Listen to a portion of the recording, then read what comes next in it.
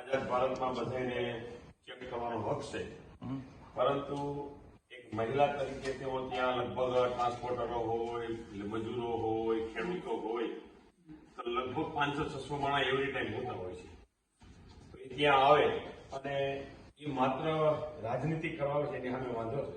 અમે કઈ ગેરરીતિ કરતા હોય તો એ ત્યાં આવી અને મેનેજર સાથે કે કર્મચારી સાથે ડિસ્કસ કરવી જોઈએ અને અમને એને લેખિતમાં એને ફરિયાદ કરવી જોઈએ અને અમે એનો લેખિતમાં જવાબ આપવો.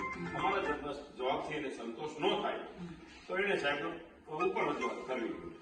એક મહિલા તરીકે આવે છે, જ્યાં ઘર્ષણો હોય છે. ગઈકાલે જે ઘટના બની, હવે એ મંડળીને ક્યાં લેવા દેવાનું નથી, બિલિયાર મંડળીને ક્યાં લેવા દેવાના નથી, પરંતુ એને હિસાબે નવા કેસ થાય, ખબરા થાય, એનાથી મંડળી બદનામ થાય, એનાથી આપશે વિનંતી કરી છે કે આવે મહિલા કોન્સ્ટેબલ, મહિલા પ્રોટેક્શન સાથે આવે અને બધું પૂછે અને એને હજી તમારા માધ્યમથી અને મીડિયાવાળા છે એના માધ્યમથી એ પણ કહી દો કે કાયદા અને વ્યવસ્થા જાળવે એ રીતે આવે.